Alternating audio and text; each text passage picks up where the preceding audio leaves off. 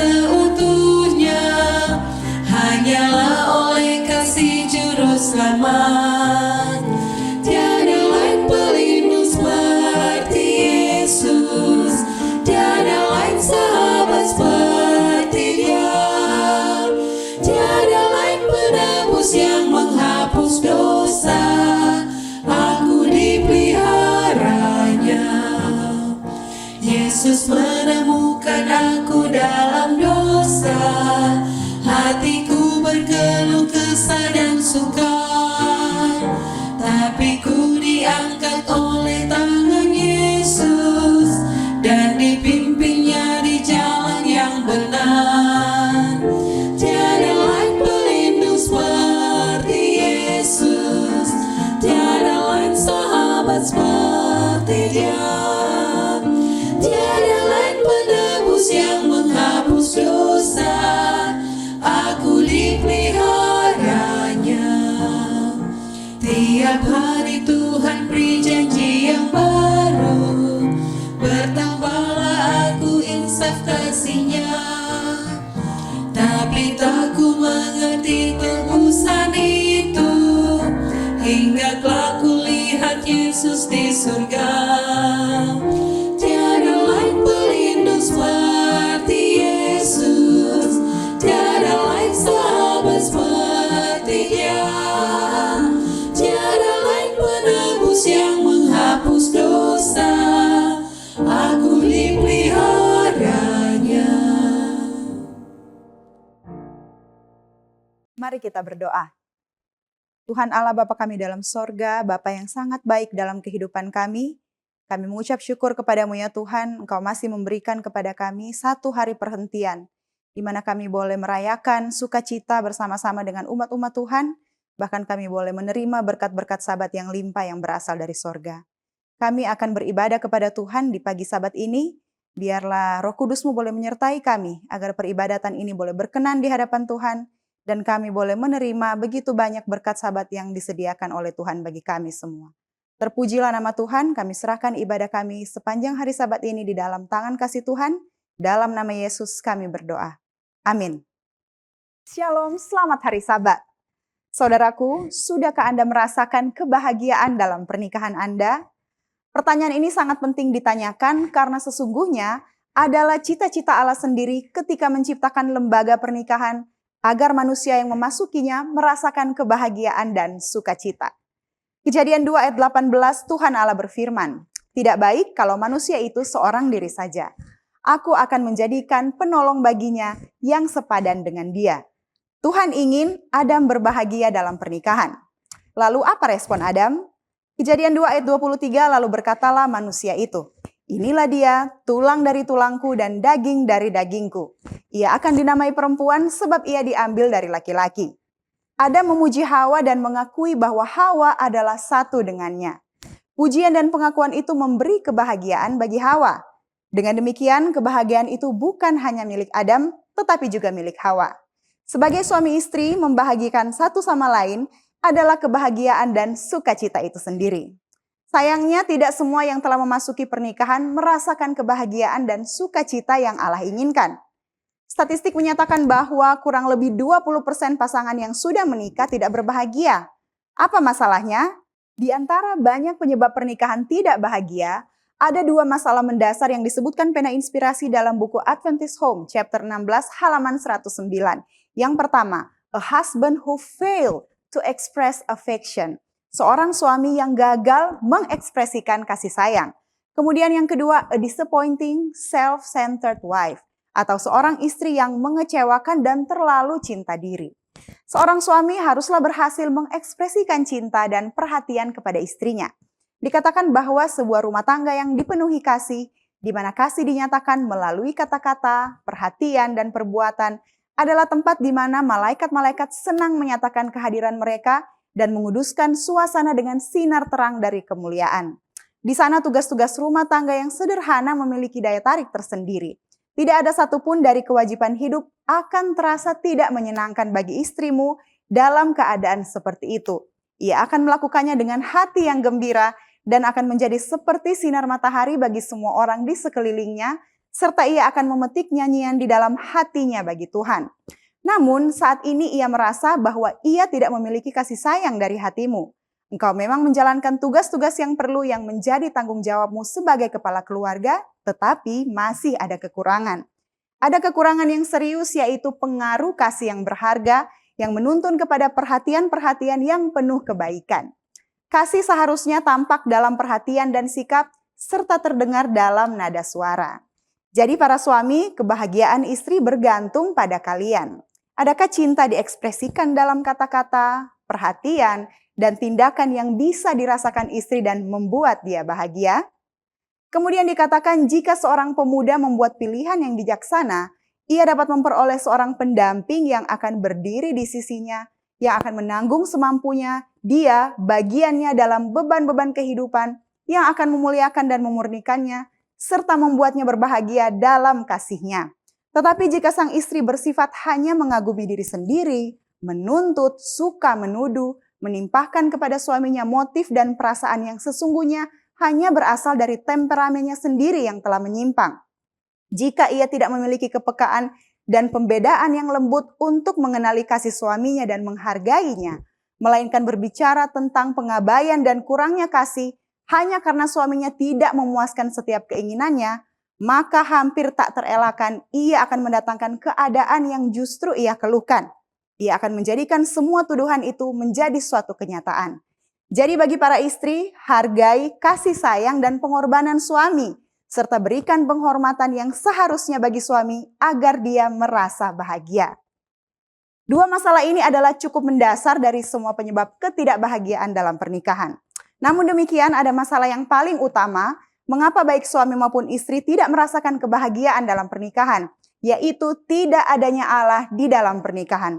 Mereka disatukan dan diberkati oleh Allah pada saat berada di altar pernikahan, namun kemudian tidak pernah mengundang, melibatkan, bahkan menempatkan Allah dalam perjalanan rumah tangga mereka. Pada akhirnya, masing-masing hanya berfokus pada kekurangan-kekurangan pasangan tanpa meminta Tuhan menyanggupkan menerima satu dengan yang lain di tengah kekurangan-kekurangan yang ada. Adventist Home halaman 15 katakan bahwa rumah tangga seharusnya menjadi surga kecil di bumi, suatu tempat di mana kasih sayang dipupuk bukan dengan sengaja ditekan. Kebahagiaan kita bergantung pada pemupukan kasih, simpati, dan saling menghormati satu sama lain. Bentuk surga yang paling manis adalah rumah tangga di mana roh Tuhan memerintah. Jika kehendak Allah digenapi, suami dan istri akan saling menghormati serta memupuk kasih dan kepercayaan. Baik suami maupun istri sedikit banyaknya pasti memiliki kekurangan masing-masing. Namun ketika Allah ada di dalam pernikahan, kekurangan-kekurangan itu tertutupi dengan kasih Allah. Akan ada banyak tantangan dan raksasa pencobaan yang datang silih berganti dalam kehidupan pernikahan karena setan tidak ingin suami istri berbahagia. Namun Tuhan lebih besar dari semua permasalahan yang ada dalam pernikahan. Tuhan sanggup mengendalikan dan memberi kemenangan agar suami istri selalu berbahagia dalam pernikahan. Suami istri, berdoalah, mintalah Tuhan tinggal dalam pernikahan kalian dan selalu mencari nasihatnya dalam firman-Nya. Maka keduanya akan berbahagia, bahkan kebahagiaan itu akan berlanjut sampai di sorga. Tuhan memberkati kita sekalian, selamat hari Sabat.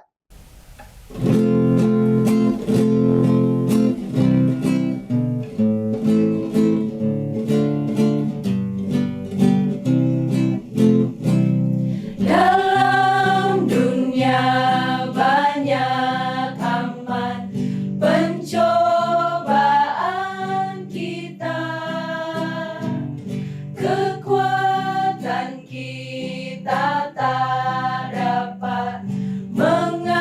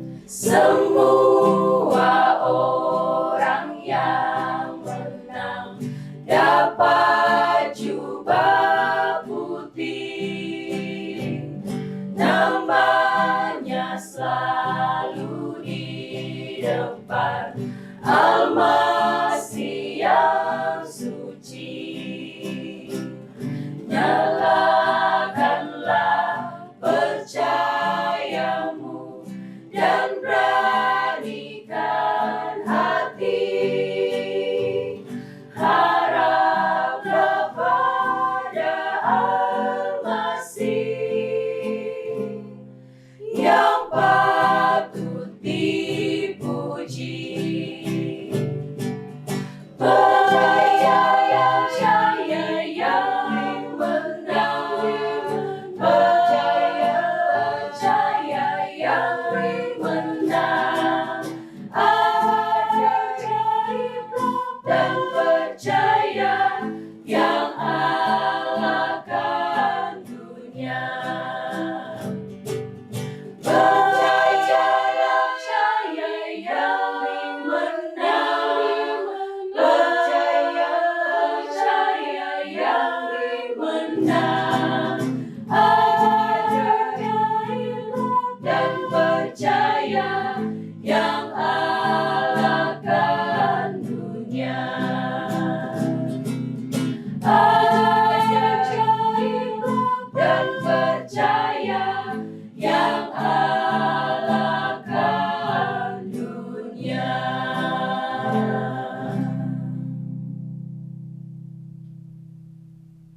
Shalom, salam sejahtera di dalam kasih Tuhan kita Yesus Kristus. Puji Tuhan, kita sudah tiba di pelajaran yang ke-12 dengan tema Tuhan itu setia. Kami selalu mengingatkan, mari mempelajari pelajaran sekolah sahabat di tempat kita masing-masing sebelum mengikuti program ini. Bersama saya Pendeta Edward Taliwongso, Pendeta Felix Gosal, dan Pendeta Widodo Purwanto, kita akan sama-sama menggali firman Tuhan melalui pelajaran sekolah sahabat. Mari kita tunduk kepala dan kita berdoa.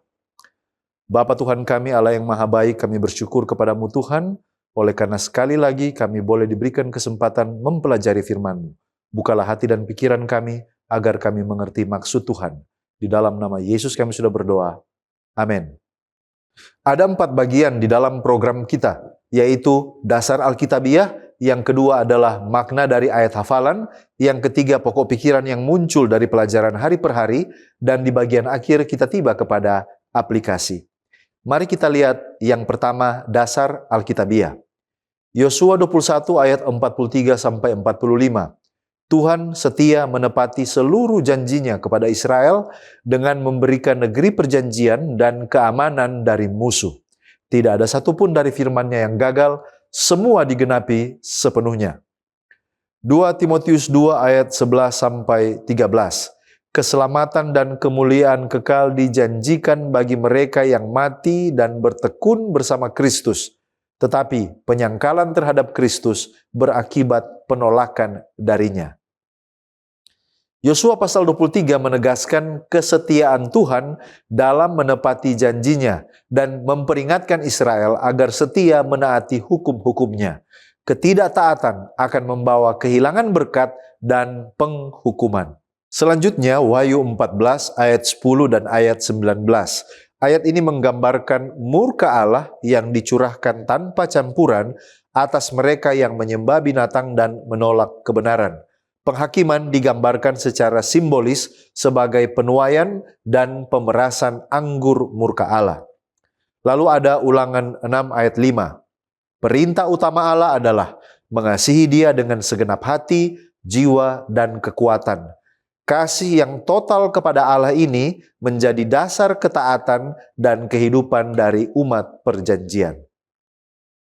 Sekarang kita melihat pengertian judul Tuhan itu setia. Ada beberapa pertanyaan yang akan kita tanyakan sehubungan judul ini. Yang pertama adalah, siapa Tuhan yang diperkenalkan di dalam kitab Yosua ini? Tuhan dalam kitab Yosua adalah Yahweh, Allah perjanjian yang sama yang menyatakan diri kepada Abraham, Ishak, Yakub, dan Musa. Dia adalah Allah yang bertindak dalam sejarah, Dia memimpin, Dia berperang bagi umatnya, dan Dia menggenapi janjinya dan berdaulat penuh atas bangsa-bangsa. Tuhan di dalam kitab Yosua bukan sebuah konsep yang abstrak, tetapi Allah yang hidup, Allah yang setia, Allah yang berkuasa, dan terlibat langsung dalam perjalanan umatnya. Bagaimana tinjauan Alkitab tentang sifat setia dari Tuhan ini? Nah, Alkitab menggambarkan bahwa kesetiaan Tuhan itu sebagai sifat esensial dari karakternya bukan reaksi terhadap perilaku manusia. Ulangan 32 ayat 4 dan 2 Timotius 2 ayatnya yang ke-13. Kesetiaannya itu berakar pada hesed atau kasih setianya atau royal love-nya. Komitmen Allah adalah untuk menepati perjanjiannya meskipun manusia seringkali gagal. Mika 7 ayat 20. Jadi manusia bisa tidak setia, tetapi Tuhan tidak pernah menyangkal dirinya sendiri. Dalam konteks kitab Yosua, hal-hal apa saja yang menunjukkan kesetiaan dari Tuhan? Ada beberapa bukti konkret di dalam kitab Yosua yang menunjukkan kesetiaan Tuhan. Yang pertama, yaitu penggenapan janji tanah perjanjian.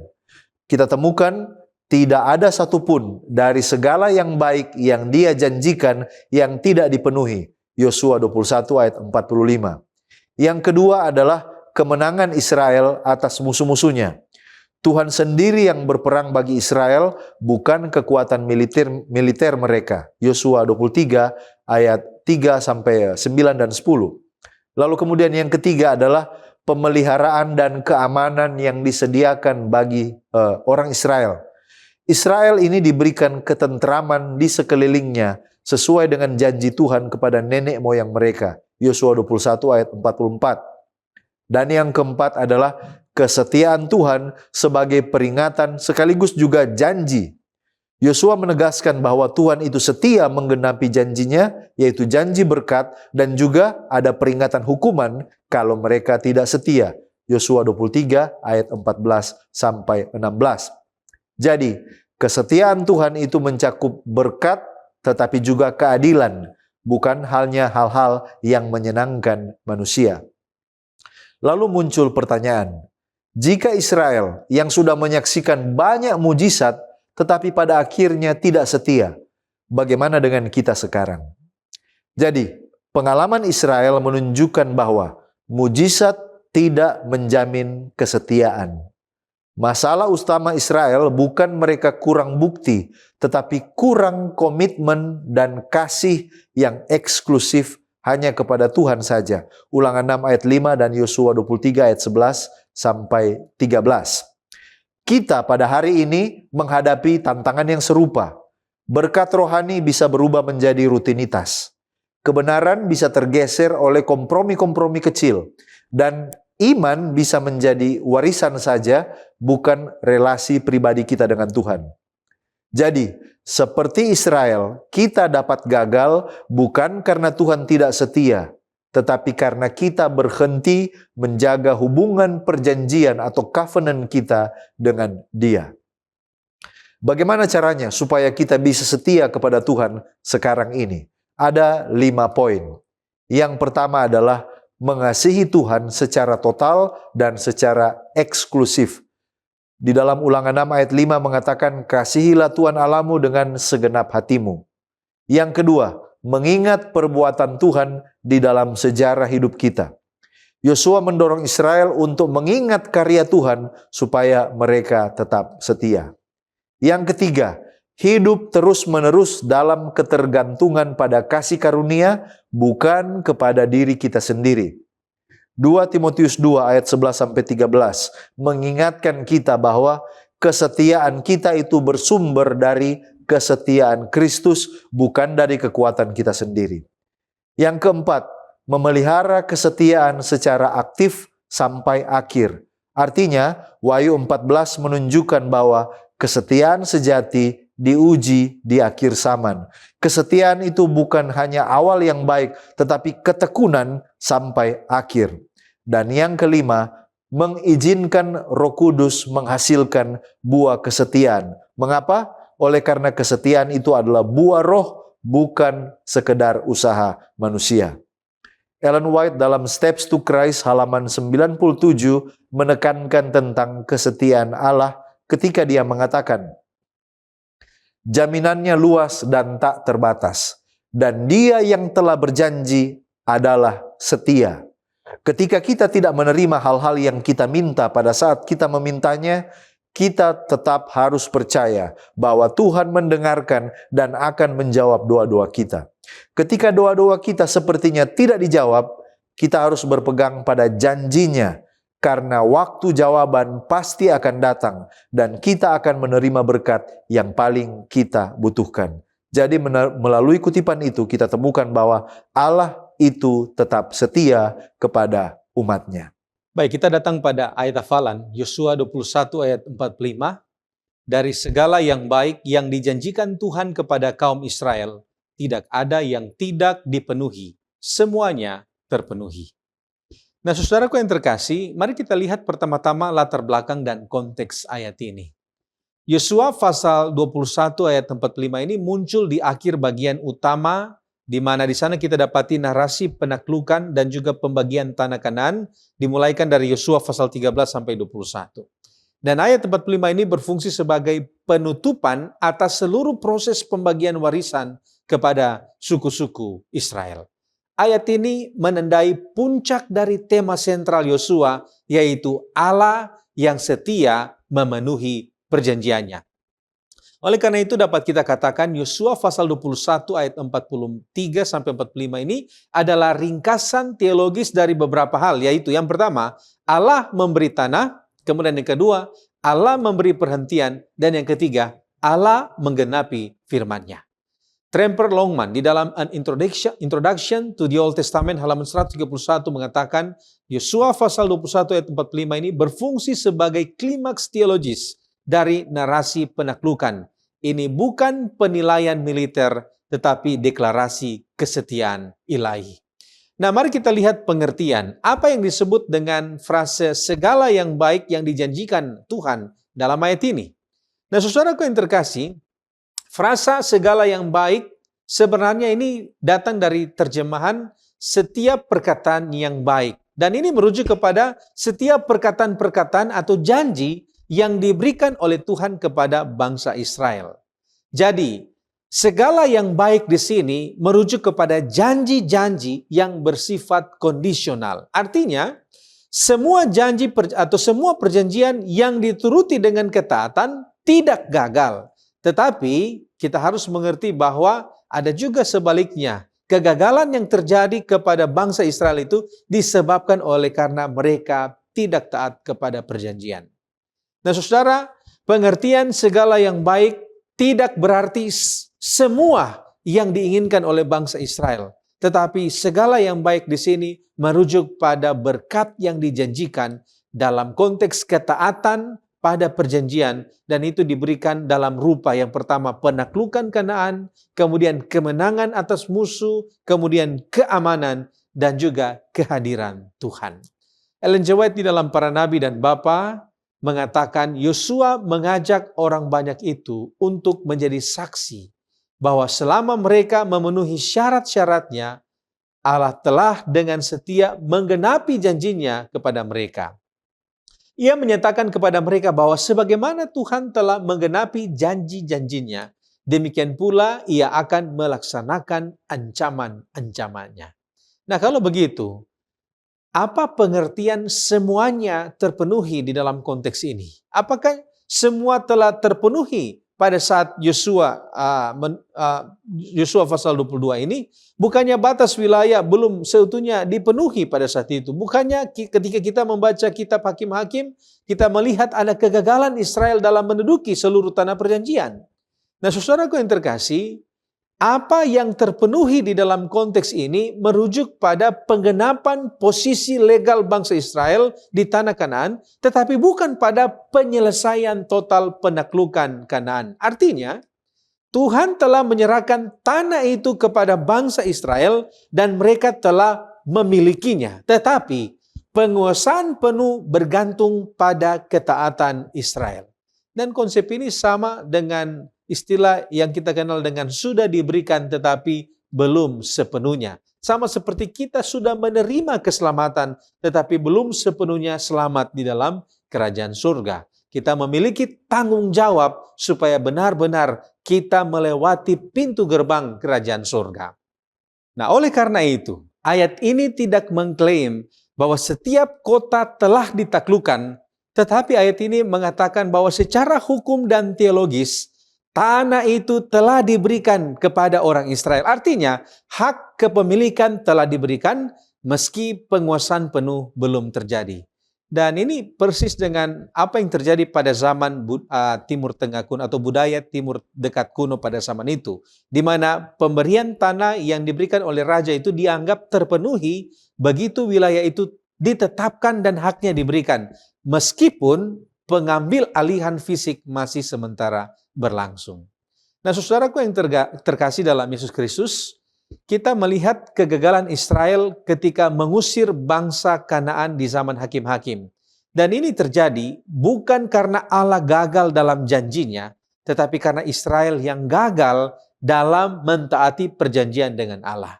Di dalam The Bible Makes Sense halaman 49, di sana dikatakan Yosua 21 ayat 45 ini adalah pernyataan kesetiaan ilahi, bukan akhir. Tanah itu diberikan, sisanya menjadi tanggung jawab Israel. Sekarang kita masuk pada pokok pembahasan semuanya terjadi. Dalam konteks pelajaran hari Minggu, apa yang dimaksud dengan semuanya terjadi? Kapan dan di mana terjadinya, serta bagaimana itu terjadi? Semuanya terjadi, bahasa Inggrisnya all came to pass. Dalam konteks pelajaran hari Minggu merujuk pada pemenuhan janji-janji Allah kepada Israel. Yosua 21 ayat 45 katakan, dari segala yang baik yang dijanjikan Tuhan kepada kaum Israel, tidak ada yang tidak dipenuhi. Semuanya terpenuhi. All came to pass. Semuanya terjadi. Semua janji Allah kepada Israel mengenai pemberian tanah perjanjian telah digenapinya. Dan hal ini meliputi yang pertama, pemberian tanah. Yang kedua, kemenangan atas musuh. Yang ketiga, perhentian dari peperangan. Dan yang keempat, pembagian wilayah kepada suku-suku sebagai milik pusaka mereka. Menurut Yosua 13-21. Nah, Yosua 21 ayat 43-44 katakan, jadi seluruh negeri itu diberikan Tuhan kepada orang Israel, yakni negeri yang dijanjikannya dengan bersumpah untuk diberikan kepada nenek moyang mereka. Mereka menduduki negeri itu dan menetap di sana, dan Tuhan mengaruniakan kepada mereka keamanan ke segala penjuru, tepat seperti yang dijanjikannya dengan bersumpah kepada nenek moyang mereka. Tidak ada seorang pun dari semua musuhnya yang tahan berdiri menghadapi mereka. Semua musuhnya diserahkan Tuhan kepada mereka. Di mana semuanya ini terjadi? Di tanah yang dijanjikan Tuhan, Kanaan. Dan kapan itu terjadi? Pertama, yaitu fase penaklukan yang terjadi selama kurang lebih 7 tahun, terjadi pada masa kepemimpinan Yosua setelah mereka menyeberangi sungai Yordan, mulai dari penaklukan Yeriko, Ai, Hebron, Hasor, dan lain sebagainya, menurut Yosua 6-12. Kedua, fase pembagian tanah atau milik pusaka kepada suku-suku Israel yang terjadi setelah musuh-musuh utama mereka dikalahkan. Sekarang bagaimana semuanya terjadi? Semuanya terjadi atau tergenapi karena kuasa dan kesetiaan Tuhan. Dialah yang memimpin mereka, dialah yang berperang untuk mereka menurut Yosua 10 ayat 14 dan 23 ayat 3, serta memberikan keamanan bagi mereka di tanah perjanjian itu. Poin utamanya ialah bahwa Tuhan telah membuktikan kesetiaannya dengan menggenapi seluruh janjinya kepada Abraham dan keturunannya. Sekarang apakah memang seluruh tanah Kanaan telah dikuasai atau dimiliki Israel pada waktu itu sehingga dapat dikatakan semuanya terjadi? Serta apa syarat semuanya itu terjadi? Penguasaan total tanah Kanaan secara fisik belumlah terjadi. Yosua 13 ayat 1 katakan bahwa setelah Yosua menjadi tua dan lanjut umurnya, berfirmanlah Tuhan kepadanya, engkau telah tua dan lanjut umur, dan dari negeri ini masih amat banyak yang belum diduduki. Alfa Omega Jilid 2 halaman 133 dan 134 katakan, sekalipun bangsa Kanaan telah ditaklukkan, mereka masih menguasai sebagian dari negeri yang telah dijanjikan kepada Israel. Seventh-day Adventist Bible Commentary volume 2 halaman 283-284. Israel tidak memiliki seluruh tanah itu sampai pada zaman Daud dan Salomo. Namun demikian, dilihat dari sudut pandang janji Allah, maka semuanya telah dipenuhi atau terjadi.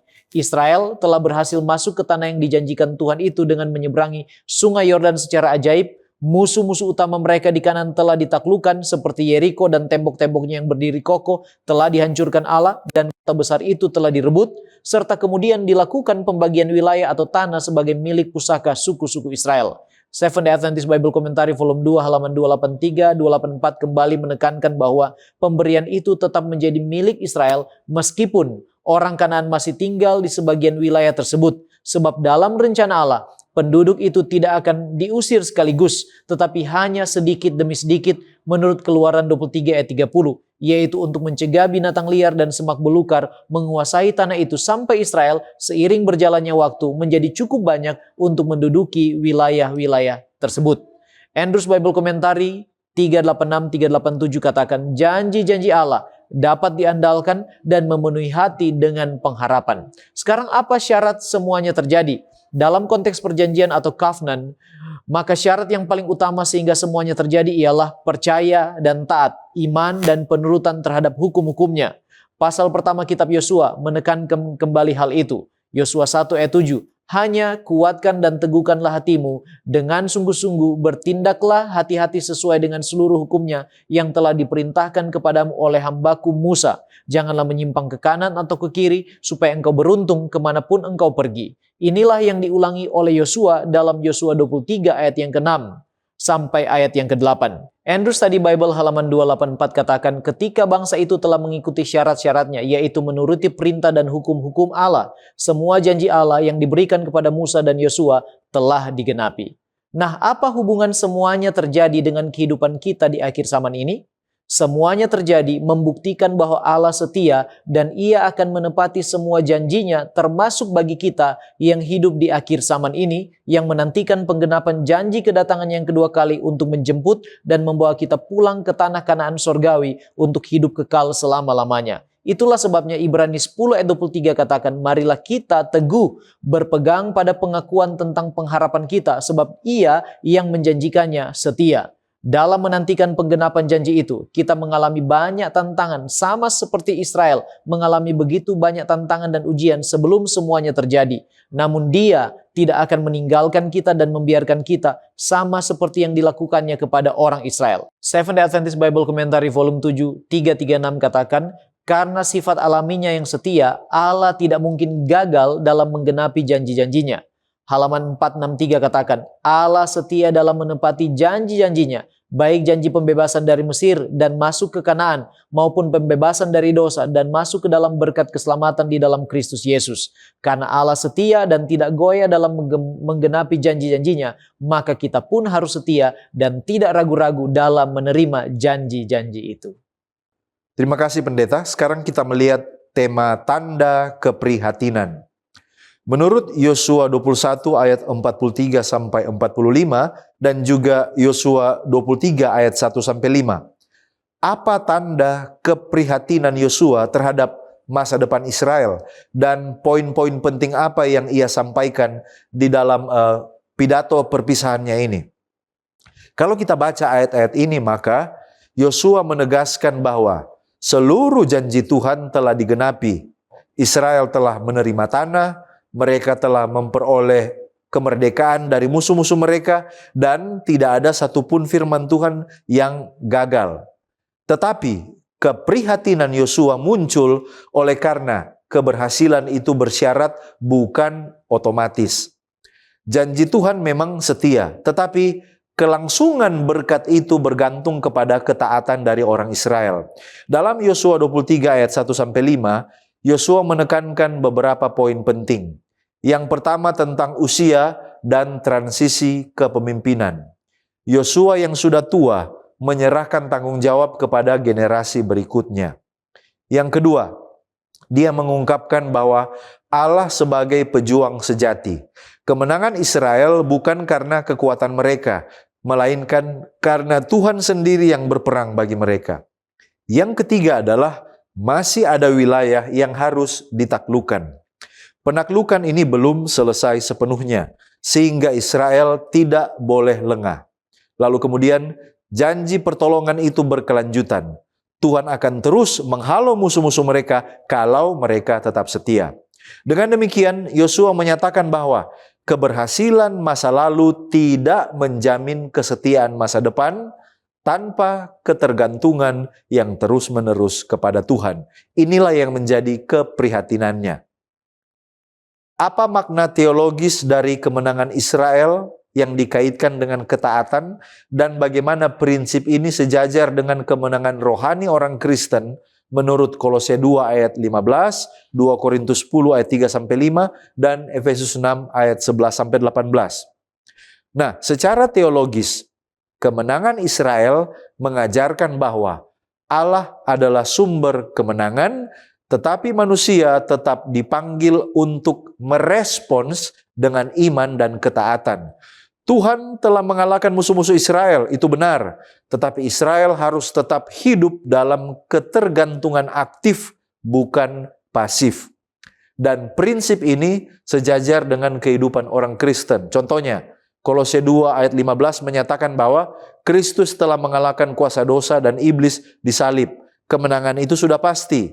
Tetapi di 2 Korintus 10 ayat 3-5 menegaskan bahwa peperangan Kristen itu bersifat rohani bukan jasmani. Dan senjata kita berasal dari Allah sendiri. Efesus 6 ayat 11-18 menunjukkan bahwa meskipun kemenangan sudah dijamin, tetapi orang percaya harus tetap menggunakan perlengkapan senjata Allah setiap hari. Artinya apa? Kemenangan itu adalah anugerah yang sudah disediakan, bukan hasil usaha manusia. Tetapi kemenangan itu harus secara progresif melalui ketaatan, melalui iman, dan melalui ketergantungan kepada Roh Kudus. Jadi sebenarnya pelajaran ini menolak dua ekstrim. Ekstrim yang pertama adalah legalisme, yaitu menang karena usaha sendiri. Tetapi ada juga ekstrim yang kedua, yaitu antinomianisme, yang menganggap bahwa karena kita sudah menang, maka ketaatan itu tidak perlu. Dua-duanya adalah kekeliruan. Jadi, kalau kemenangan rohani itu telah dijamin di dalam Kristus, mengapa orang Kristen begitu mudah jatuh ke dalam dosa? Lalu bagaimana supaya kita dapat hidup lebih konsisten? Orang Kristen masih jatuh ke dalam dosa oleh karena beberapa alasan. Yang pertama adalah natur dari dosa yang belum sepenuhnya lenyap dari dalam diri kita. Meskipun kuasanya sudah dipatahkan menurut Roma 7 ayat 18-25. Yang kedua oleh karena ada kelalaian rohani. Sebagaimana Israel yang lengah setelah mereka menang, kita juga seringkali berhenti berjaga-jaga pada waktu kita menang. Yang ketiga, oleh karena kita bergantung pada diri sendiri, bukan kepada kekuatan rohani yang berasal dari Tuhan. Lalu yang keempat, oleh karena kurangnya disiplin rohani dalam doa, dalam firman, dalam persekutuan, dan dalam bersaksi. Supaya kita bisa hidup dalam kemenangan rohani, ada beberapa hal yang perlu kita lakukan. Yang pertama, kita perlu terus-menerus bersandar kepada Kristus. Yang kedua, kita harus menggunakan perlengkapan senjata rohani yang sudah disediakan Tuhan. Efesus 6 ayat 11-18. Dan yang ketiga, kita harus taat bukan hanya sekali-kali, tetapi taat secara konsisten, bukan hanya secara sesaat. Ellen White dalam Steps to Christ halaman 18 alinea yang pertama mengatakan tentang kelemahan kita manusia dan dari mana sumber kekuatan kita. Dia katakan, tidak mungkin bagi kita dengan kekuatan kita sendiri untuk melepaskan diri dari jurang dosa di mana kita terbenam. Hati kita jahat dan kita tidak dapat mengubahnya. Siapakah yang dapat mengeluarkan sesuatu yang bersih dari yang kotor? Tidak ada seorang pun. Pikiran daging adalah musuh Allah, sebab ia tidak tunduk pada hukum Allah dan memang tidak dapat tunduk. Ayub 14 ayat 4, Roma 8 ayat 7. Pendidikan, budaya, latihan kehendak, usaha manusia, semuanya memiliki tempatnya masing-masing. Tetapi pada titik ini mereka tidak berdaya. Mereka mungkin menghasilkan perilaku yang benar secara luar, tetapi mereka tidak dapat mengubah hati. Mereka tidak dapat membersihkan mata air kehidupan. Harus ada kuasa yang bekerja dari dalam, kehidupan yang baru dari atas, sebelum manusia dapat diubah dari dosa menjadi kudus. Dan kuasa itu adalah Kristus. Anugerahnya saja yang dapat menghidupkan kembali kemampuan jiwa yang sudah mati dan menariknya kepada Allah, kepada kekudusan. Baik, kita tiba pada pokok pembahasan mengenai batasan yang jelas. Nah, apa yang dimaksudkan dengan batasan dalam konteks kalau sahabat kita? Nah, ada dua hal. Yang pertama, batasan ini adalah batasan pemisah rohani, bukan isolasi fisik atau etnis. Dan batasan ini tidak berarti bahwa Israel harus hidup terpisah secara geografis dari semua bangsa lain, melainkan larangan untuk mengadopsi sistem kepercayaan, mengadopsi sistem praktik penyembahan berhala, dan juga mengadakan aliansi spiritual dengan bangsa-bangsa Kanaan. Itu batasan yang pertama. Dan batasan yang kedua adalah batasan yang berakar pada karakter Allah yang kudus. Allah meminta Israel untuk tidak menyebut nama Allah lain. Yosua pasal 23 ayat 7. Karena nama ilah mewakili otoritas dan kehadiran. Dan di dalam dunia timur dekat kuno, memanggil nama ilah asing dalam sumpah atau transaksi berarti mengakui kuasa mereka yang bertentangan dengan kepercayaan orang Israel. Nah, kalau begitu, mengapa bangsa Israel ini dilarang bergaul dengan bangsa lain? Apakah ini memperlihatkan antisosial dan mengapa Tuhan begitu keras terhadap pengaruh luar? Bukankah Yesus di dalam perjanjian baru bergaul dengan bangsa non-Yahudi? Apakah ini bertentangan? Nah, saudaraku yang terkasih, Yesus atau Israel tidak dilarang berinteraksi secara sosial atau ekonomi dengan orang asing. Di dalam Alkitab kita memiliki beberapa contoh. Contohnya di situ ada Rahab, kemudian ada Ruth. Nah, oleh karena itu, larangan ini sebenarnya secara khusus merujuk kepada perkawinan dan aliansi spiritual. Kita bisa baca itu dalam Ulangan pasal 7 ayat 3 sampai 4 dan juga Yosua pasal 23 ayat 12 sampai 13. Nah, kenapa sampai pernikahan dan aliansi spiritual ini dilarang? Karena di dalam pengalaman sejarah, perkawinan dan aliansi spiritual ini menunjukkan bahwa pergaulan intim dengan orang yang tidak setia itu membuka pintu bagi penyembahan berhala. 1 Raja-Raja pasal 11 ayat 1 sampai 8. Dalam perjanjian baru kita melihat Yesus bergaul dengan orang berdosa, bergaul dengan pemungut cukai, dengan pelacur, dengan orang Samaria. Dan Yesus bergaul dengan mereka bukan untuk mengadopsi nilai mereka, tetapi untuk memanggil mereka bertobat dan masuk dalam kerajaan Allah. Perjanjian baru tidak menghapus prinsip pemisahan rohani, tetapi memperluasnya. Gereja dipanggil keluar dari dunia, namun diutus ke dalamnya.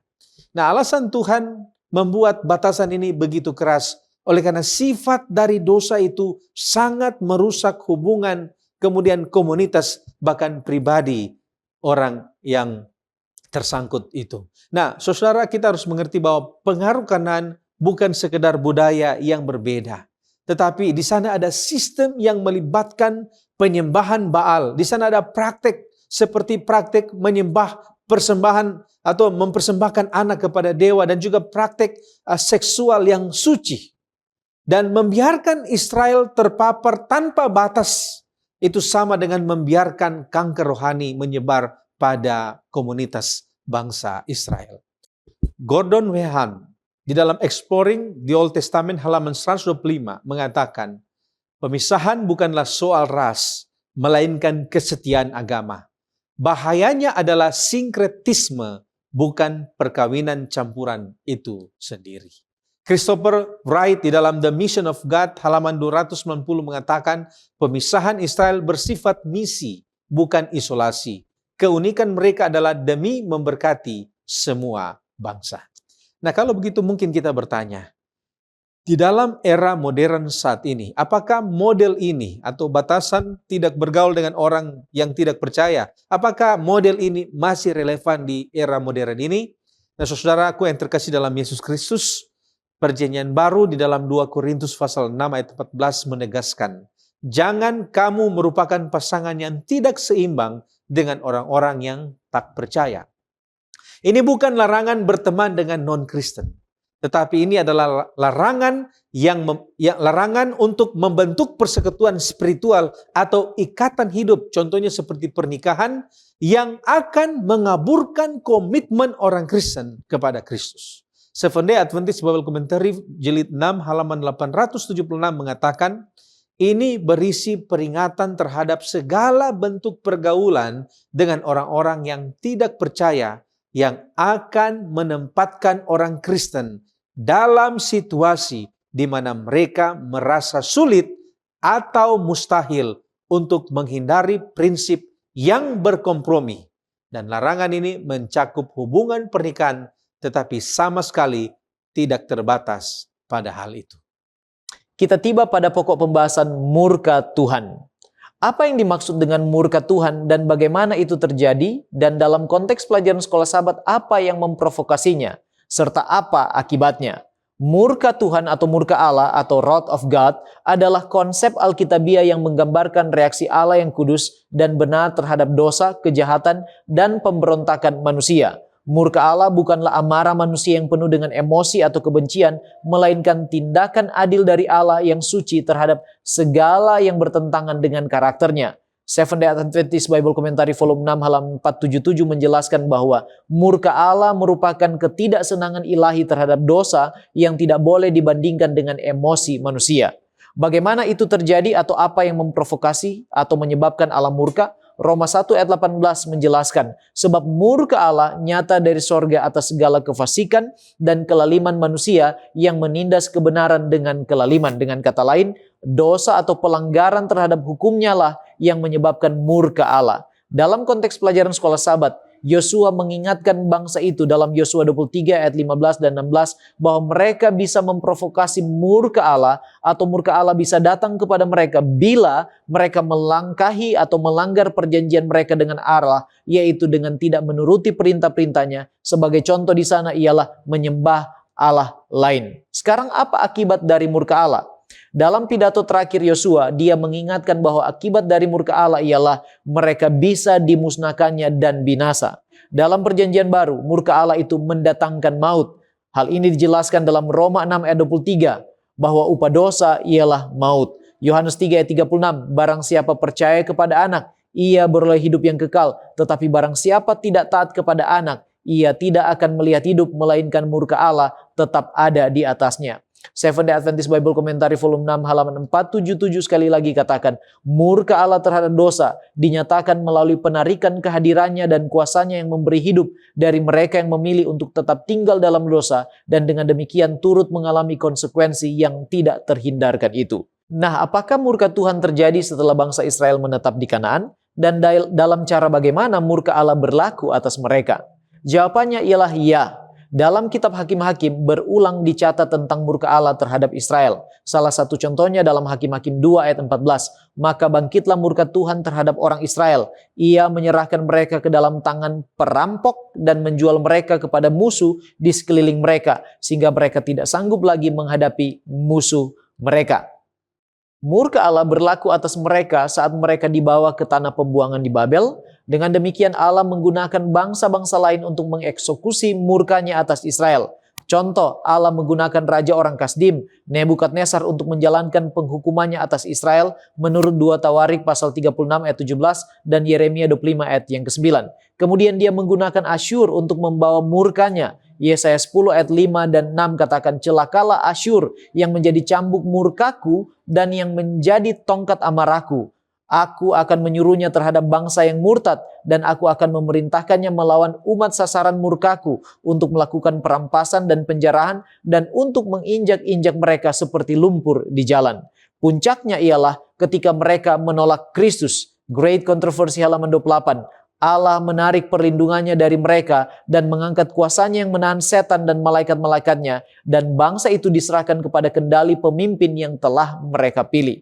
Nah sekarang, kalau memang Allah itu kasih, mengapa dia murka? Serta apa tujuan dari murka Allah? Pena Inspirasi katakan dalam Patriarchs and Prophets halaman 324 bahwa kasih itu tidak berkurang dari keadilan. Keduanya menuntut penghukuman atas dosa dan pelanggaran.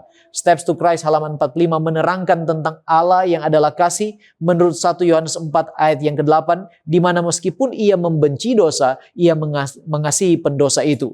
Dalam menyatakan kasihnya itu, ia tidak meniadakan keadilan dengan jalan menanggung dosa dunia. Yesaya 53 ayat 5 dan 6 telah menubuatkannya bahwa ia tertikam oleh karena pemberontakan kita. Dia diremukan oleh karena kejahatan kita. Ganjaran yang mendatangkan keselamatan bagi kita ditimpakan kepadanya. Dan oleh bilur-bilurnya kita menjadi sembuh. Kita sekalian sesat seperti domba, masing-masing kita mengambil jalannya sendiri, tetapi Tuhan telah menimpakan kepadanya kejahatan kita sekalian. Dan ini dituliskan di dalam 2 Korintus 5 ayat 21. Dia yang tidak mengenal dosa telah dibuatnya menjadi dosa karena kita, supaya di dalam Dia kita dibenarkan oleh Allah. Kristus, saudaraku, harus meminum dari cawan murka Allah atas dosa dunia demi menunjukkan kasih dan keadilannya. Seventh-day Adventist Bible Commentary volume 6 halaman 477 katakan, ketika murka Allah terhadap dosa menimpa Kristus sebagai pengganti kita, pemisahan dari Bapalah yang menyebabkan Dia mengalami penderitaan yang begitu hebat. Penderitaan ini tidak boleh Ia hindari dengan menggunakan kuasa ilahinya. Sebagai manusia, Ia harus menanggung konsekuensi dosa manusia. Sebagai manusia, Ia harus menanggung murka Allah terhadap pelanggaran. Akhirnya di kayu salib, murka Allah terhadap dosa, manifestasi mengerikan dari ketidaksenangannya karena kejahatan, memenuhi jiwa anaknya dengan ketakutan hebat. Penarikan wajah ilahi dari juru selamat pada saat penderitaan yang paling dahsyat ini menusuk hatinya dengan duka cita yang tidak akan pernah sepenuhnya dapat dipahami oleh manusia. Dengan demikian, tujuan murka Allah sendiri adalah untuk menyatakan kedaulatannya, penghakiman, keadilan, serta juga kasih-Nya yang besar itu. Selanjutnya kita melihat tema berpegang teguh pada Tuhan. Menurut Yosua 23 dan rujukan di dalam Ulangan 4 ayat 4, apa arti berpaut atau berpegang teguh kepada Tuhan dan bagaimana hal ini digambarkan di dalam Alkitab? Kata berpaut atau berpegang teguh kepada Tuhan dari bahasa Ibrani dabak menggambarkan ikatan yang erat, yang setia dan berkelanjutan. Dan menariknya, kata yang sama ini digunakan untuk ikatan pernikahan antara suami dan istri, Kejadian 2 ayat 24. Menggambarkan kesetiaan Rut kepada Naomi yang tidak tergoyahkan di dalam Rut 1 ayat 14. Dan juga kesetiaan Israel kepada Tuhan pada waktu kepemimpinan Yosua di Yosua 23 ayat 8. Jadi secara faktual, Yosua menyatakan bahwa Israel telah berpaut kepada Tuhan sampai hari ini. Artinya, mereka belum jatuh ke dalam penyembahan berhala secara nasional. Namun kitab Hakim-Hakim menunjukkan bahwa kesetiaan ini tidak berkelanjutan secara konsisten pada generasi berikutnya.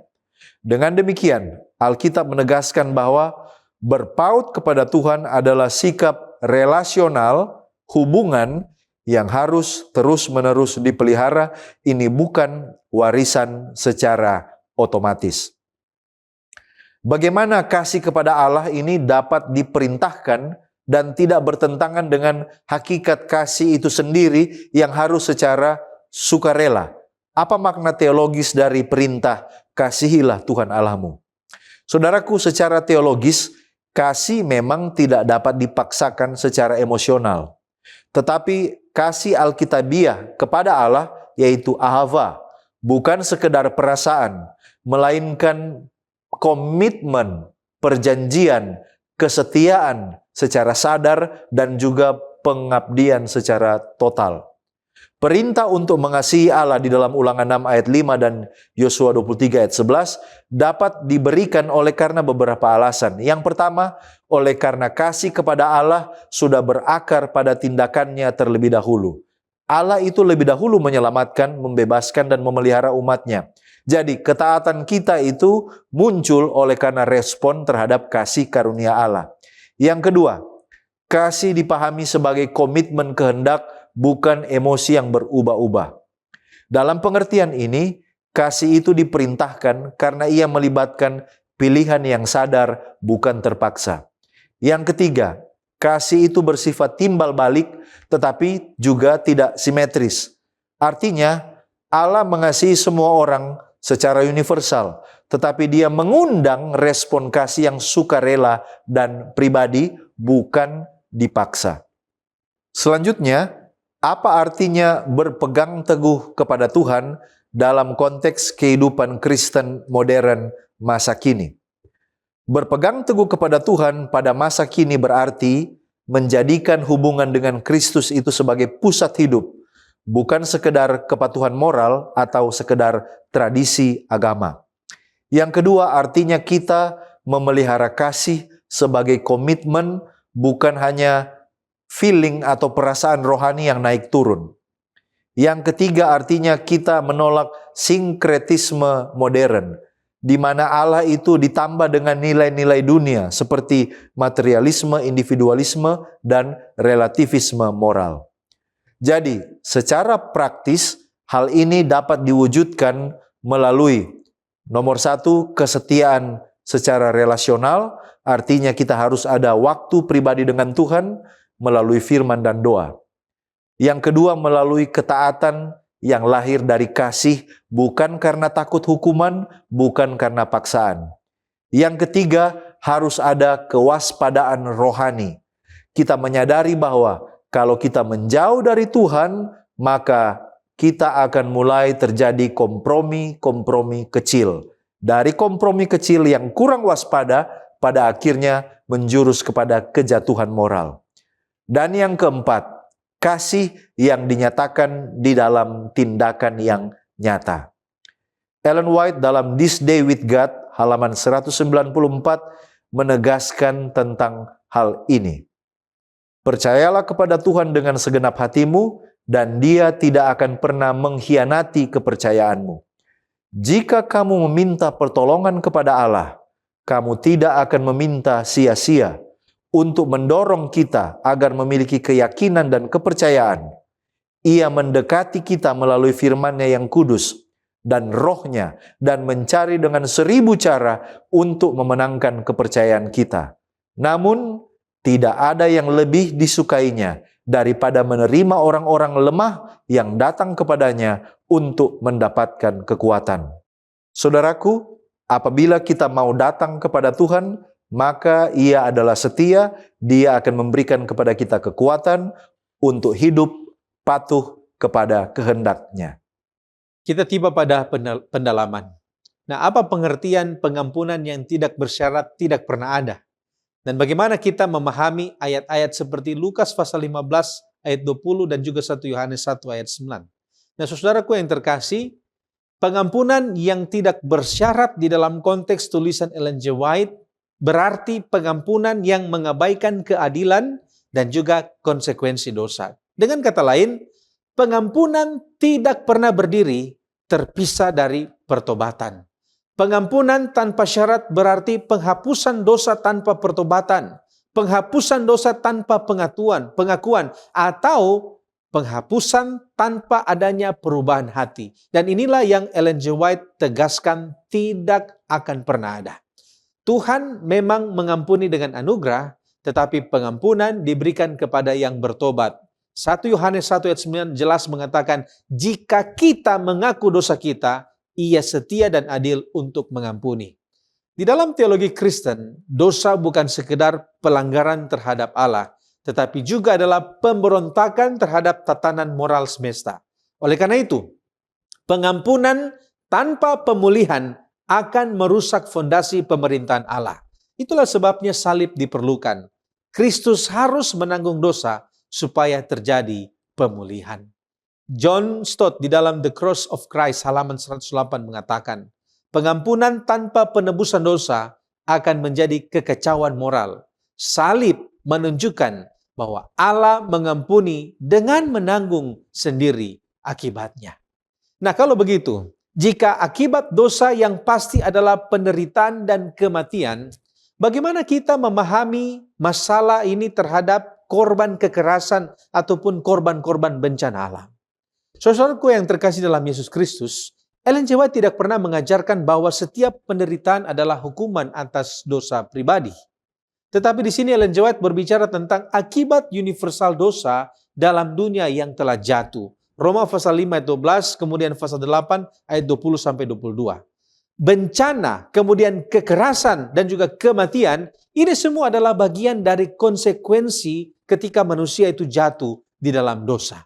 Semua penderitaan terjadi di dalam dunia yang telah tercemar oleh dosa, di mana maut dan kekecauan adalah realitas yang kita hadapi sehari-hari. Oleh karena itu, korban kekerasan dan juga korban bencana alam adalah korban dari sistem dosa, bukan semata-mata objek hukuman ilahi. Kenapa? Karena korban bencana atau korban kekerasan Mereka tidak lebih berdosa dari mereka yang tidak mendapatkan bencana dan kekerasan. Tetapi ini adalah realitas yang harus kita hadapi. Jika kita semua hidup dalam dunia yang rusak oleh dosa. Miroslav di dalam The End of Memory halaman 122 mengatakan, dalam dunia yang berdosa, penderitaan dari orang yang tidak bersalah adalah norma, bukan pengecualian. Di dalam buku The Suffering of God halaman 145, di sana dikatakan bencana bukanlah pembalasan ilahi. Allah menderita bersama para korban. Saudaraku, sebagai penutup dan aplikasi dari apa yang kita pelajari dan diskusikan bersama, bagaimana kita mengetahui bahwa Allah itu setia?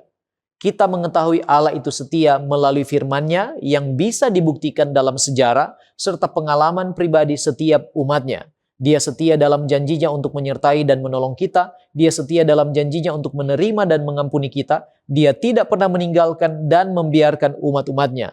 Contoh kesaksian yang nyata tentang kesetiaan Tuhan ialah yang dinyatakan oleh Daud dalam Mazmur 37 ayat 25-26. Dahulu aku muda, sekarang telah menjadi tua, tetapi tidak pernah kulihat orang benar ditinggalkan atau anak cucunya meminta-minta roti. Tiap hari ia menaruh belas kasihan dan memberi pinjaman, dan anak cucunya menjadi berkat.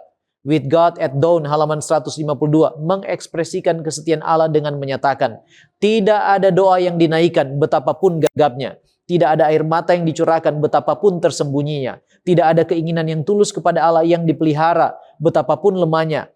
Tanpa roh Allah segera pergi untuk menyambutnya. Bahkan sebelum doa itu diucapkan atau kerinduan hati dinyatakan, kasih karunia dari Kristus telah lebih dahulu pergi untuk menyambut kasih karunia yang sedang bekerja dalam jiwa manusia. Dan yang paling utama tentang kesetiaan Allah akan janji-janjinya ialah melalui Yesus sendiri. 2 Korintus 1 ayat yang ke-20. Sebab Kristuslah ya bagi semua janji Allah. Itulah sebabnya oleh Dia kita mengatakan amin untuk memuliakan Allah.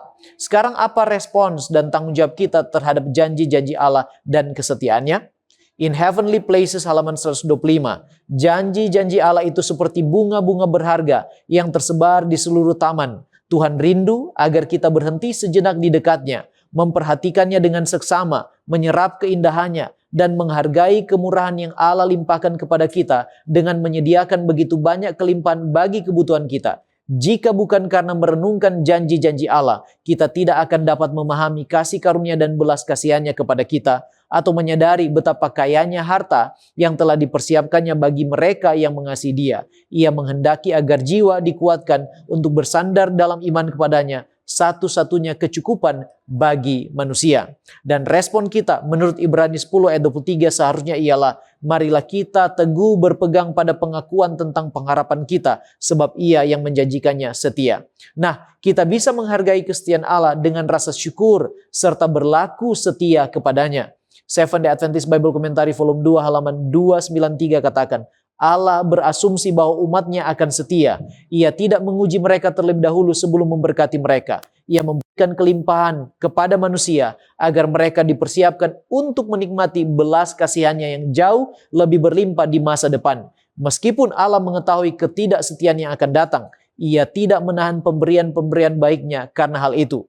Menjadi penerima rahmat, hikmat, dan berkat Allah adalah suatu hak istimewa yang sangat luar biasa. Tetapi hal itu juga membawa tanggung jawab yang sangat jelas. Berpaling dari Allah dan kebenarannya di tengah begitu banyak pemberian tersebut berarti menanggung penghakiman yang sepadan dengan terang yang telah diterima. Sekarang, apa yang harus kita lakukan menyikapi murka Allah terhadap dosa? Yang pertama, percaya. Menerima Dia sebagai pengganti kita untuk menanggung murka Allah akibat dosa-dosa kita sendiri. Roma 3 ayat 25 dan 26. Kristus Yesus telah ditentukan Allah menjadi jalan pendamaian karena iman dalam darahnya. Hal ini dibuatnya untuk menunjukkan keadilannya karena Ia telah membiarkan dosa-dosa yang telah terjadi dahulu pada masa kesabarannya. Maksudnya ialah untuk menunjukkan keadilannya pada masa ini supaya nyata bahwa Ia benar dan juga membenarkan orang yang percaya kepada Yesus. Yang kedua adalah tinggal di dalam Kristus, bukan hidup di dalam dosa atau melayani dosa lagi.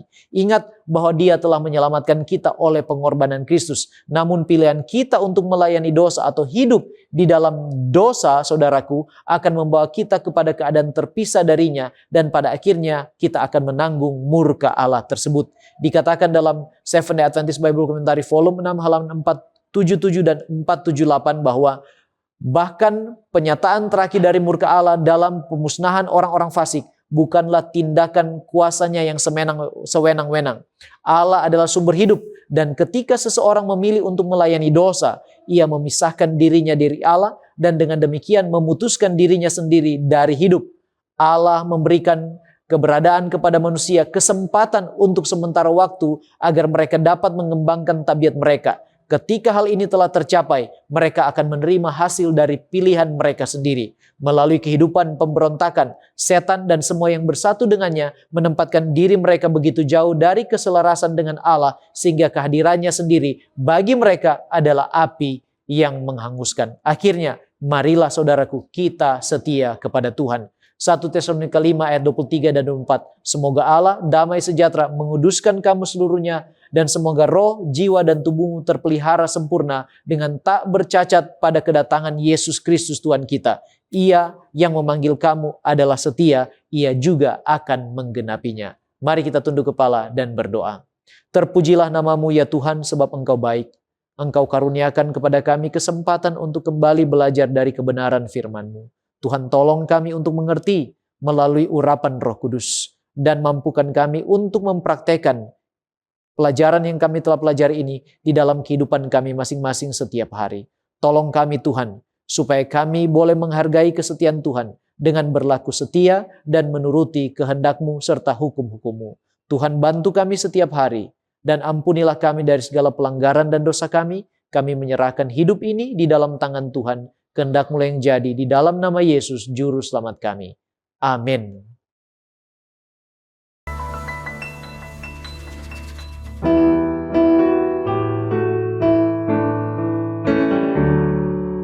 Rahmat Tuhan yang tak terduga, lebih besar dari dosaku. Itu telah nyata di Golgota, darahnya tercurah bagiku. Rahmat Tuhan yang memberi pengampunan dosa. Rahmat Tuhan lebih besar dari dosaku. Dosa dan duka seperti gelombang hendak membinasakan jiwa, tapi rahmat yang tak terbilang nyatakan keselamatannya. Rahmat Tuhan yang memberi pengampunan dosa. Rahmat Tuhan lebih besar dari dosaku. Rahmat ajaib tiada bandingnya diberikan pada yang percaya. Hai engkau yang rindukan Yesus, mari terima sekarang rahmat-Nya. Rahmat Tuhan yang memberi pengampunan dosa.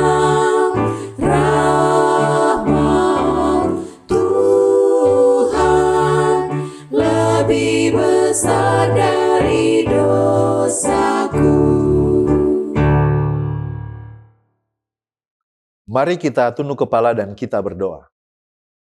Kami memuji dan memuliakan nama-Mu, Bapa Tuhan kami, oleh karena begitu besar kasih setia Tuhan di dalam kehidupan kami. Engkau layak menerima pujian, penghormatan, dan keagungan. Dari sekarang sampai selama-lamanya, Engkau layak dipuji, dipuja, dan disembah. Kami datang kepadamu mengaku di hadapan Tuhan, kami penuh dengan dosa dan kesalahan. Ampunkanlah kiranya kami, agar kami layak untuk dapat datang ke hadapan hadirat Tuhan dan menyembah Engkau. Kami bersyukur untuk kesempatan pada hari Sabat ini, di mana kami boleh lagi bersekutu, beribadah, walaupun hanya lewat ibadah tayangan ini. Tetapi kami percaya, di mana kami sepakat meminta, berkumpul, bisa 2 atau 3 orang. Tetapi apabila kami mengundang kehadiran Tuhan, maka Tuhan hadir bersama-sama dengan kami. Pada kesempatan ini, hamba-Mu rindu berdoa untuk hamba-Mu yang Engkau utus, yaitu Ibu Mertlin Gosal Sutomo, yang akan menyampaikan firman Tuhan.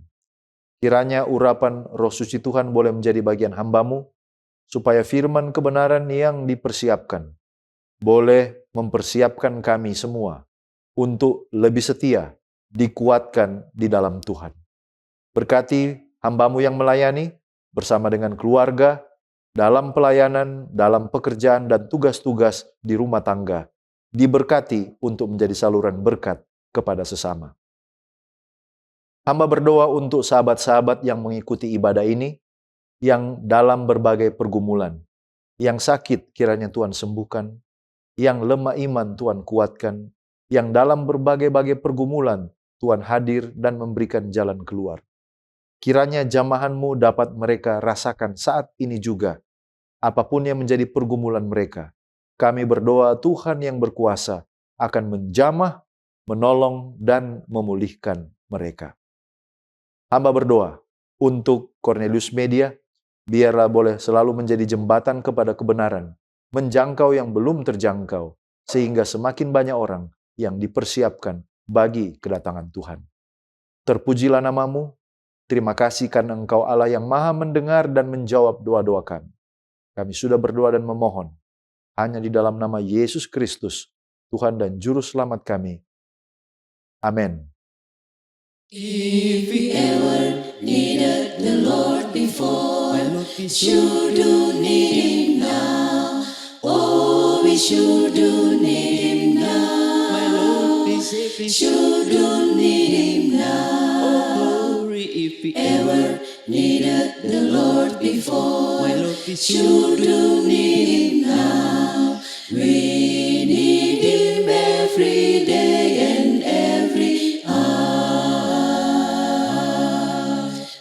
Need Him in the morning, need Him in the morning, need Him in the morning, need Him in the morning, need Him in the night, need Him in the night, need Him in the night, need Him in the night, need Him afternoon day, need Him afternoon day, need Him afternoon day, need Him afternoon day, when the sun is shining bright. Bila kita datang pada Tuhan, datang sekarang, oh ku datang sekarang,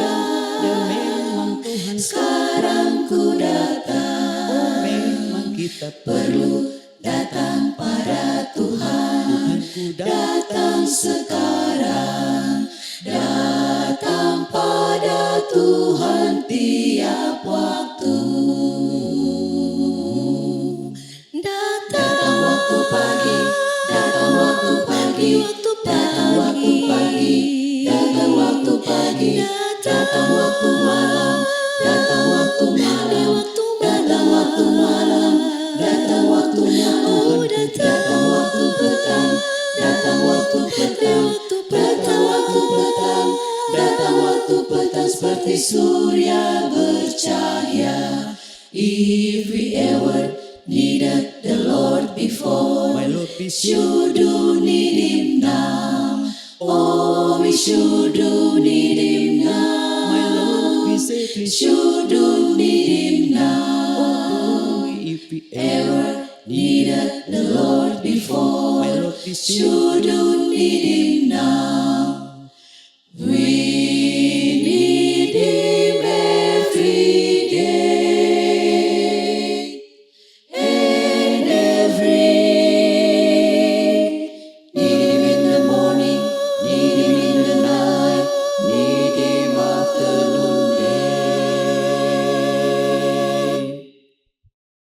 Shalom, selamat sahabat. Sahabat yang dikasihi Tuhan. Senang sekali kita berkumpul bersama di pagi hari ini walaupun di dalam acara program online. Saya percaya ada sukacita tersendiri jika kita berkumpul bersama-sama belajar firman Tuhan. Karena kita tahu bersama Tuhan adalah sama dimanapun kita berada. Dia akan selalu beserta kita. Dan pada kesempatan yang berharga ini saya rindu mengajak kita semua, khususnya pada saat ini spesial untuk ibu-ibu sekalian, untuk merenungkan firman Tuhan tentang sosok ibu Kristen yang berpengaruh. Baik, sahabat umat Tuhan dimanapun kita berada, pada kesempatan ini saya akan bertanya, apa itu ibu yang berpengaruh? Kalau kita bicara soal ibu yang berpengaruh, apa yang langsung terlintas di pikiran kita? Apakah itu ibu yang jadi pemimpin perusahaan besar? Atau apakah ibu adalah ibu guru yang disenangi dan disayangi oleh begitu banyak muridnya? Atau mungkin ibu pendeta yang sering melayani di mana-mana? Nah, tentu saja semua sosok ibu itu sangatlah berharga. Tapi di pagi hari Sabat ini, mari kita renungkan sesuatu yang lebih dalam. Apakah kita sudah menjadi sosok ibu Kristen yang berpengaruh dalam keluarga kita sendiri? Apakah kita sudah memperkenalkan Tuhan Yesus kepada anak-anak kita dengan cara yang bermakna? Atau jangan-jangan kita sebenarnya hanya sampai ingin seperti itu. Tapi dalam kenyataannya kita masih mengesampingkan peran kita sebagai ibu rohani bagi anak-anak kita. Saudara-saudara, sahabat umat Tuhan, ibu yang sibuk bekerja di luar rumah bukan berarti boleh mengabaikan peran rohani ini. Tetapi sebaliknya, ibu yang seharian di rumah pun belum tentu sudah menjadi sosok ibu Kristen yang berpengaruh seperti yang Tuhan kehendaki. Lantas, bagaimana sebenarnya sosok ibu Kristen yang berpengaruh itu? Dan sebelum kita bahas lebih jauh, mari kita lihat satu bukti yang sudah Alkitab sediakan untuk kita baca. Rasul Paulus pernah menuliskan surat kepada Timotius, dan di 2 Timotius 1 ayat 5 ada kalimat yang sangat luar biasa. Mari kita baca bersama sekali lagi 2 Timotius 1 ayatnya yang kelima. Di sini dikatakan, sebab aku teringat akan imanmu yang tulus ikhlas, yaitu iman yang pertama-tama hidup di dalam nenekmu Luis dan di dalam ibumu Yunik, dan yang aku yakin hidup juga di dalam dirimu. Ayat yang sering kita lewatkan ini sebenarnya adalah bukti kuat bahwa Paulus menyaksikan bagaimana iman Timotius yang tumbuh dari pendidikan rohani seorang ibu dan nenek. Ini membuktikan betapa besar pengaruh seorang ibu terhadap iman anak-anak mereka. Ellen G. White menulis di dalam The Adventist Home halaman 240, di situ dikatakan, pekerjaan seorang ibu sering terasa seperti pelayanan yang tidak penting. Ini adalah pekerjaan yang jarang kita dihargai. Orang lain hampir tidak tahu tentang banyak perhatian dan beban yang dia pikul. Hari-harinya dipenuhi dengan serangkaian tugas-tugas kecil yang semuanya membutuhkan usaha yang sabar, pengendalian diri, kebijaksanaan, keterampilan, dan kasih yang berkorban. Namun, dia tidak bisa membanggakan apa yang telah dia lakukan sebagai pencapaian besar. Dia hanya menjaga agar segala sesuatu di rumah berjalan lancar. Tapi tahukah saudara-saudara, di mata Tuhan, pekerjaan ini adalah pelayanan yang paling mulia. Saya juga ingin bagikan satu kesaksian dari Charles Swindoll, pendeta senior yang terkenal. Dia bercerita tentang temannya yang dibesarkan oleh seorang ibu Kristen yang benar-benar memahami pentingnya pendidikan rohani. Bahkan katanya sejak bayi temannya ini, sang ibu tidak meninabobokan anaknya dengan lagu-lagu anak biasa, melainkan dengan nyanyian pujian dan himnal yang penuh dengan pernyataan iman Kristen. Dari bayi hingga dewasa dan meninggalkan rumah, ibunya memastikan anaknya mengenal kebenaran firman Tuhan yang dinyatakan dalam lirik-lirik himnal ini. Luar biasa bukan? Bukankah kita juga ingin menjadi ibu yang didikan imannya bukan hanya menjadi kesaksian bagi anak kita, tetapi juga bagi orang-orang di sekitar kita? Sekarang pertanyaannya, prinsip Alkitabiah apa saja yang kita bisa jalankan untuk menangkap atau meraih hati rohani anak-anak kita? Yang pertama, ibu yang berpengaruh bertanya pada dirinya pertanyaan terpenting. Pertanyaan apa itu? Apa yang paling penting bagi anak-anak saya? Bukan menurut standar dunia, tetapi menurut kehendak Tuhan. Firman Tuhan penuh dengan petunjuk tentang cara hidup yang memungkinkan anak-anak kita menikmati hidup berkelimpahan, bukan di mata dunia, tetapi di mata Tuhan. Filipi 2 ayat 3 dan 5 mengatakan, dengan tidak mencari kepentingan sendiri atau puji-pujian yang sia-sia, sebaliknya hendaklah dengan rendah hati yang seorang menganggap yang lain lebih utama daripada dirinya sendiri. Hendaklah kamu dalam hidupmu bersama menaruh pikiran dan perasaan yang terdapat juga dalam Kristus Yesus. Inilah yang Tuhan inginkan. Sebagai ibu Kristen yang berpengaruh, hal terbaik yang bisa kita lakukan adalah membiarkan kerendahan hati Kristus mengalir di dalam diri kita dan tentunya melalui kita. Ellen G. White dalam The Adventist Home halaman 280 mengingatkan kita, children are God's property. He loves them and calls upon you to cooperate with Him in helping them to form perfect characters. Anak-anak adalah milik Tuhan.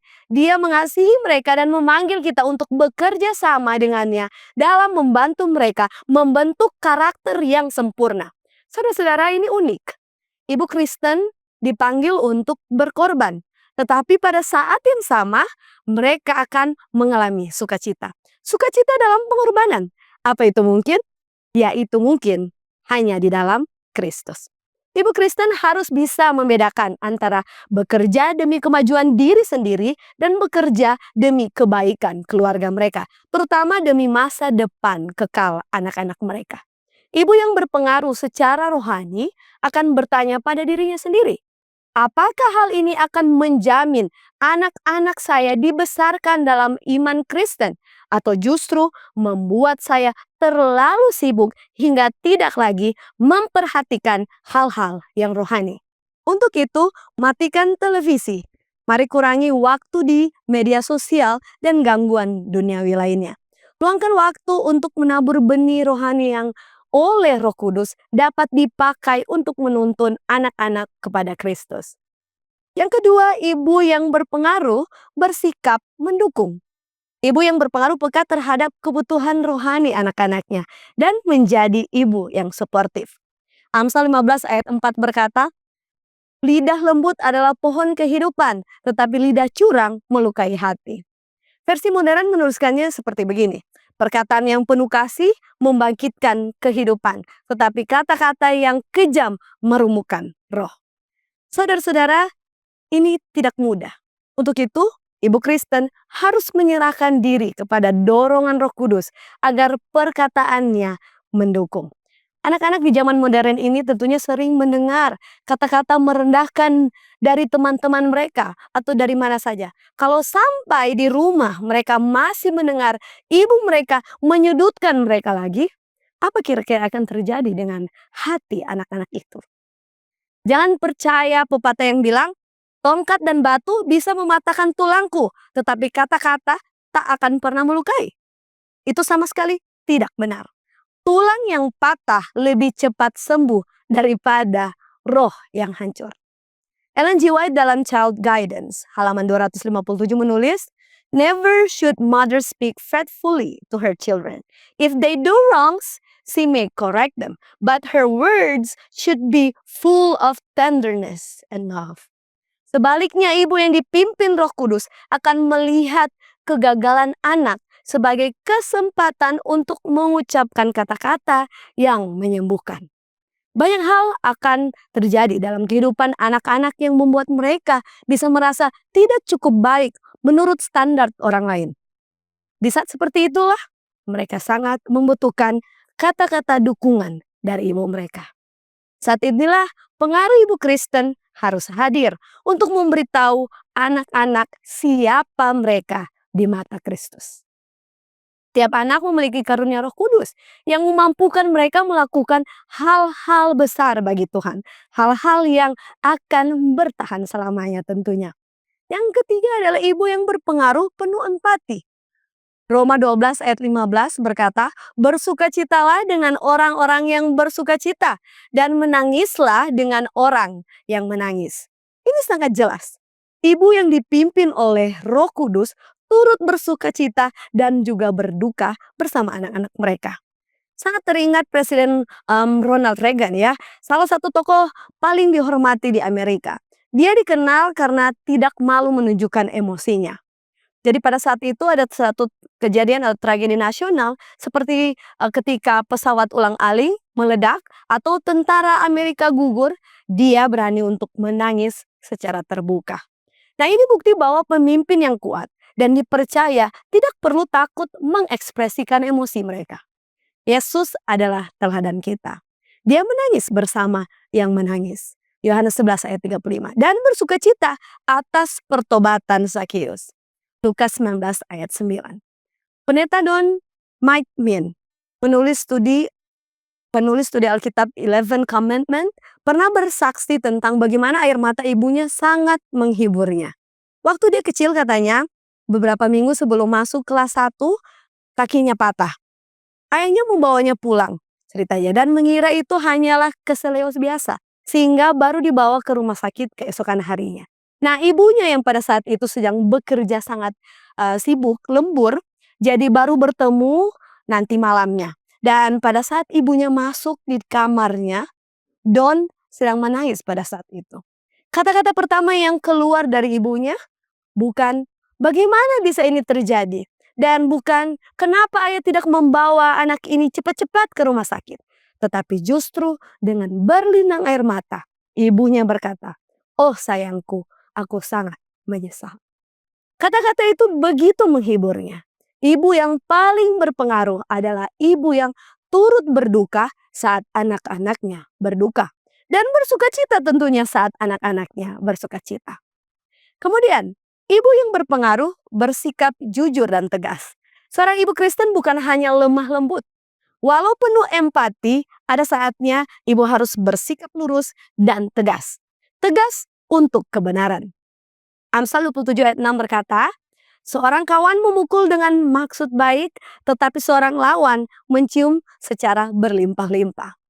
Intinya, luka dari teman yang tulus itu lebih baik daripada ciuman musuh. Kadang-kadang, ibu perlu jujur ya, dan terbuka dengan anak-anaknya. Kita harus tahu kapan kita harus mengatakan dengan sangat jelas dan tulus saat mereka sedang gagal. Saat dosa daging mereka lakukan, atau godaan dunia yang mereka lakukan, dan dusta iblis menguasai mereka. Kita harus jujur. Ibu Kristen harus mampu menyebut dosa sebagai dosa. Ellen G. White dalam The Adventist Home halaman 308 menulis, it is a mother's duty to correct and guide her children, to restrain and govern them. Dan tak seorang pun yang menginginkan dokter yang menutup-nutupi penyakit. Sahabat umat Tuhan, kita butuh dokter yang jujur berkata, kamu menderita penyakit jantung dan butuh operasi. Kalau tidak, kamu akan mati. Demikian pula ibu yang berpengaruh akan mengungkap penyakit jantung rohani kepada anak-anaknya. Menyerahkan anak itu kepada sang tabib agung. Dan memintanya melakukan apapun yang diperlukan untuk membersihkan hati anaknya. Yang terakhir adalah ibu yang berpengaruh bersikap spontan. Galatia 6 ayat 10 berkata, karena itu selama masih ada kesempatan bagi kita, marilah kita berbuat baik kepada semua orang. Dan terutama kepada kawan-kawan kita seiman. Perhatikan frase penting di sini. Selama masih ada kesempatan. Semua ibu tentu mengenal istilah teachable moment atau momen mengajar. Ibu yang berpengaruh tentu secara doa mencari setiap kesempatan untuk berbuat baik kepada anak-anaknya. Terutama kesempatan yang membuat anak-anak berpikir dan hidup secara alkitabiah. Ellen G. White dalam Counsels to Parents, Teachers, and Students, halaman 131 mengingatkan, every moment of contact with your children is an opportunity to impress upon their minds and characters the principles of truth and righteousness. Beberapa anak diberi film untuk ditonton. Nah, dan dikatakan di film itu bagus untuk usia mereka. Itu sering terjadi kan? Namun, setelah pesan film tersebut justru bertentangan dengan kebenaran Alkitab. Apa yang ibu-ibu harus lakukan? Ibu yang berpengaruh akan meluangkan waktu untuk menunjukkan cara membandingkan isi film itu dengan firman Tuhan. Filipi 4 ayat 8 memberi petunjuk. Jadi akhirnya saudara-saudara, semua yang benar, semua yang mulia, semua yang adil, semua yang suci, semua yang manis, semua yang sedap didengar, semua yang disebut kebajikan dan patut dipuji, pikirkanlah semuanya itu. Ibu yang berpengaruh menangkap momen itu untuk mendorong anak-anak bertanya pada diri mereka. Pertanyaan apa? Biarkan mereka bertanya, apakah yang hendak kulakukan ini membuatku merenungkan kehendak Tuhan? Atau apakah yang kulihat, kubaca, dan kulakukan ini membuat Roh Kudus berduka cita? Ada satu kesaksian yang saya mau angkat. Christian's Herald pernah mewartakan kisah seorang pendeta yang mengunjungi seorang prajurit yang terluka. Pada saat itu, waktunya berdoa. Sang pendeta terkejut saat pendeta ini minta usulan doa kepada prajurit yang akan meninggal ini. Prajurit itu tidak meminta doa untuk kesembuhan cepat. Tapi dia justru meminta agar mereka bisa berdoa dengan penuh syukur bagi ibunya. Prajurit itu hanya ingin berdoa dengan pujian dan ucapan syukur kepada Allah atas ibunya yang Kristen, seorang ibu yang pengaruhnya begitu besar dalam hidupnya sehingga membuatnya mengenal Kristus. Dia memuji Tuhan karena sempat menyadari pengorbanan doa yang dilakukan ibunya. Bagaimana ibunya memastikan dia menerima ajaran firman Tuhan dan bagaimana ibunya hidup dalam ketakutan akan Tuhan di hadapannya. Tak lama setelah doa pujian itu, sang prajurit meninggal dunia. Namun sebelum meninggal, dia meminta sang pendeta menghubungi ibunya dan memastikan ibunya tahu bahwa dia meninggal sebagai seorang Kristen. Saudara-saudara, umat Tuhan, anak-anak kita akan menghadapi banyak pertempuran yang mengancam jiwa kekal mereka. Maka dari itu, mereka membutuhkan ibu-ibu Kristen yang memiliki pengaruh secara alkitabiah. Keluaran 20 ayat 6 berjanji di sini, aku akan menunjukkan kasih setia kepada beribu-ribu, yaitu mereka yang mengasihi aku dan yang berpegang pada perintah-perintahku. Ellen G. White dalam The Ministry of Healing, halaman 377 juga menuliskan, the mother who faithfully seeks to do her duty is teaching her children lessons that will be of untold benefit to them throughout their lives. Ibu yang dengan setia berusaha melakukan tugasnya sedang mengajarkan kepada anak-anaknya pelajaran yang akan sangat bermanfaat bagi mereka sepanjang hidup mereka. Ibu-ibu, sahabat umat Tuhan, Roh Kudus mengajak kita semua hari ini, di hari Sabat ini, untuk berjuang menggapai hati rohani anak-anak kita. Saya percaya banyak yang sudah mempraktikkan ini. Memang butuh pengorbanan, tapi hasilnya adalah ingat, kekekalan bagi anak kita dan juga bagi orang-orang di sekitar kita. Mari kita berdoa agar Tuhan menolong kita menjadi ibu-ibu Kristen yang berpengaruh, yang meninggalkan warisan iman yang kekal kepada anak-anak mereka dan kepada seluruh keluarga mereka. Tuhan memberkati. Mari kita berdoa. Ya Tuhan, terima kasih banyak ya Tuhan untuk nasihat firman Tuhan yang sudah kami dengarkan bersama. Kiranya ya Tuhan, apa yang kami dengarkan dapat menjadi kekuatan kepada kita, termotivasi untuk menjadi ibu-ibu Kristen yang berpengaruh baik bagi anak dan bahkan seluruh keluarga dan bahkan seluruh masyarakat di sekitar kita. Ya Tuhan, terima kasih juga untuk penyertaan Tuhan di sepanjang ibadah kami di hari Sabat siang hari ini. Kiranya ya Tuhan, berkat-Mu tetap menjadi bagian kami di sepanjang kehidupan kami. Hanya ini doa kami ya Tuhan, sempurnakan doa ini di dalam nama Yesus. Amin.